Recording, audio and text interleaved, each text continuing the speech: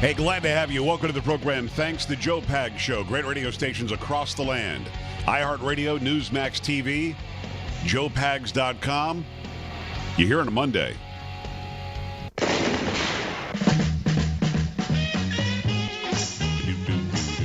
Motown Monday. Always a pleasure to have you along for the ride. I mean, nothing really happened over the weekend. I don't know what the hell we're going to talk about today. Boring. Yeah. Boring. Boring. We will give you the obligatory update on the NFL on a Monday morning in the NFL Monday. Yeah, that'll be We'll good. do that. Nice and short, I bet. Very in-depth. Going to do X's and O's. We're going to talk about incredible plays. Or maybe not. Or maybe we're not going to do that at all. So we'll do the Joe Pag Show Monday NFL Roundup on a Monday at some point one too many during the Mondays program. on What's that that? one, dude? One too many So Mondays that's on that Carrie one. Lockheed, my news anchor, and general pain in my rear end. Did you watch it last night from start to finish? Yep. Yes, I did. So I'm watching the debate last night. For those who don't know, there was a debate last night. Hello? Where the hell have you are been? you? Yeah, now if you can, Carrie, check all of your news resources and find out what were the ratings last night as compared to the first one.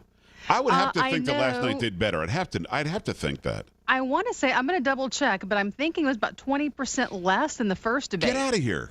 I think, but I will double check on that for you. So we had 84 million view the first debate.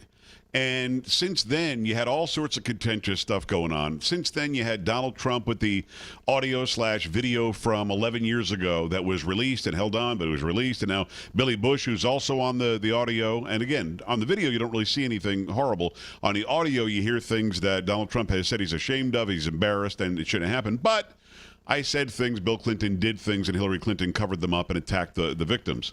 I'm stunned if fewer people watched last night than watched the first one.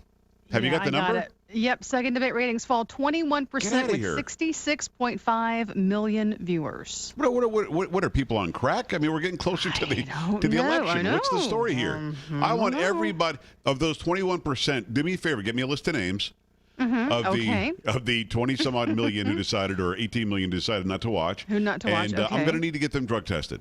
If we could just get a drug test on each and every one of them. Get that list for you. So if you didn't know this, and there already are enough incentives involved for you to go to joepags.com and like my Facebook and follow the Twitter and the Instagram and the Snappity Doodah chat.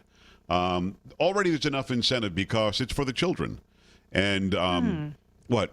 I have a lot of children, and if you go and like my page, then my kids will be like, hey, Dad has more people following. Oh, okay. That's awesome. Got it. Okay. But after big events like that, whether it's a terrorist attack or some sort of a shooting that's going on, a big news story, Carrie, you know this, 3 o'clock in the morning I'll jump on. And I'll do a Facebook Live. And you'll see a live video. You get my live commentary. You get my live reaction. What I'm doing with these debates is actually pretty simple.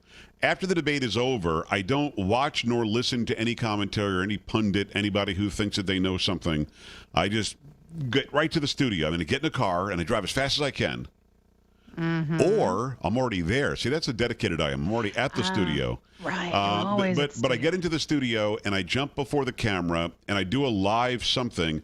And last night I think it was 8 or 9 minutes long, but I wanted to give my perspective immediately. So if you didn't jump on there and see what I had to say last night, feel free to go and do that. But do it after the program because you actually have me now where I'll tell you what I saw and what I thought. Over the weekend, and I do a show the weekend with Joe Pags as well on 200 radio stations. Over the weekend, I said, and I talked to a friend about this too, Bill Clinton's past, according to the Democrats, is off limits. I disagree. Because of Hillary Clinton's complicity, or being complicit, with Bill Clinton covering it up, supporting him, and attacking the women who say they were victims, she opens a Pandora's box and she opens the avenues to go after her reaction to what she clearly, and the media clearly, and Democrats clearly, we all clearly know he did. A couple of things are important. He admitted after lying about it to the 12-year-long affair, whatever, with Jennifer Flowers. He admitted after lying in front of the press about Monica Lewinsky. You'll recall, I did not have sexual relations with that woman, Monica Lewinsky, or Miss Lewinsky. He lied about it. He had to admit it later that he lied about it. He lied under oath about it. That's why he was impeached. He had to pay Paula Jones off $850,000. The entire time, you can go back, listen, you've got the internet. Go check it out. You can go and check this out, what Hillary Clinton had to say about Paula Jones and Jennifer Flowers and Kathleen Willey. These people, are women who claim they were sexually abused, if not raped, Juanita Broderick, if not raped by Bill Clinton. We've got a guy in Bill Cosby who, you can admit it to yourself or not, the entirety of this country, if not the world, loved this man, Bill Cosby. Especially in the 1980s, when the Cosby Show was on, suddenly you had role models for black people can be lawyers and black people can be doctors, and it sort of changed the game when it comes to what we as a country, as a culture, thought the roles were of different races, different cultures, different backgrounds, and he sort of shattered that. And the man was making $500,000 a week to do comedy in Las Vegas. He was the biggest star on earth in the 1980s, and certainly through the 1990s. Then he started getting into trouble in the 2000s when he started talking about pull your pants up and show more respect. And then it turned out that woman after woman after woman was accusing him of drugging them and, their words, sexually abusing, if not raping them. We have Bill Clinton lying about the relationship with Lewinsky, lying about the relationship with Jennifer Flowers. We have other women. He lied about Paula Jones. Why do you give Paula Jones $850,000 if, in fact, it didn't happen? We have all of that, yet he's fine. Bill Cosby is excommunicated from society forever. Maybe rightfully so. I don't know what the legal ends will be in the Bill Cosby case. I do know this. We still look at Hillary Clinton's husband as an incredible leader and a head of state and a dignitary and all this other crap, when in fact he is, in my opinion, no different than Bill Cosby when it comes to the allegations.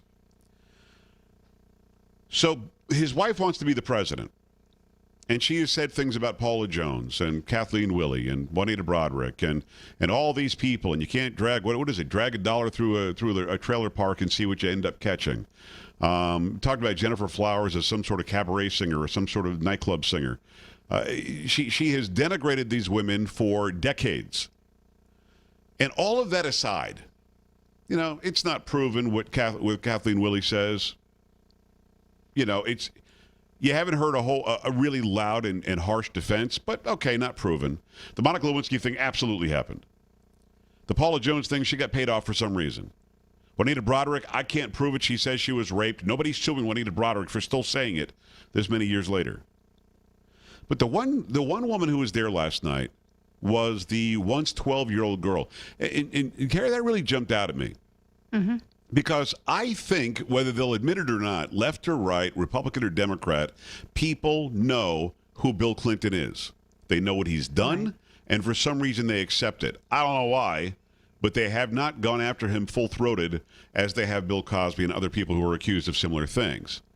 But when Hillary Clinton, and I'm guessing this was after she was fired, maybe not, but it was around the time, I guess, that she was fired from the commission that was investigating Richard Nixon. She was fired for being a liar, for having bad ethics. Hillary Clinton was the court-appointed attorney for the alleged rapist of this 12-year-old girl. And in the papers, and I'm going to give it to you in context, but I'll paraphrase. In what she wrote about it as the defense attorney in the case, she alleges that the 12-year-old girl probably wanted it. But have you read any of that? I have not, no. The 12-year-old girl probably was looking for an older man, probably had some sort of fixation on something or other. In context, she basically alleges in her defense of the guy that the 12-year-old probably was asking for it. And then there's audio tape out there. Audio tape out there for CNN and MSNBC and NBC and ABC and CBS, all these outlets to go and grab and play on their air over and over. There's audio of Hillary Clinton talking about how she's stunned, basically, that her client passed the polygraph. She's laughing about it. Something about it, she's now lost her faith in the polygraph system from now on. Have you heard that audio? Yeah. I'll find that during the break and we'll play that. Because when people question why Donald Trump went where he went last night, It was the only tactic he could use. It was the right move to make after the ridiculous attacks and the leak of the private surreptitiously taped audio from 11 years ago. He does a news conference, and again, I was telling a friend, he should bring all these victims. He does a news conference with them before the debate. And during the debate, he mentions them. It was the right thing to do. And you'll notice Hillary Clinton never once defended her husband last night. Not once. Well, what I want to do is I want to this, that, and the other. She had some canned speech about what a horrible piece of garbage Donald Trump is, and that didn't even work. And then she was frustrated, she was rattled, and she was on defense the rest of the night. It's about time in this country. Somebody said something about what Bill Clinton is alleged to have done. Somebody should say something about what he actually did do and had to admit to. And somebody should say what her role was in hiding it, attacking because of it, lashing out at these victims, and more. We'll get into the actual, X's and O's and the nuts and bolts, if you will, of last night's debate. Last night's clear victory for Donald Trump when we come back. Your phone calls welcomed as well. 1-800-383-9624, joepags.com. Stay right here.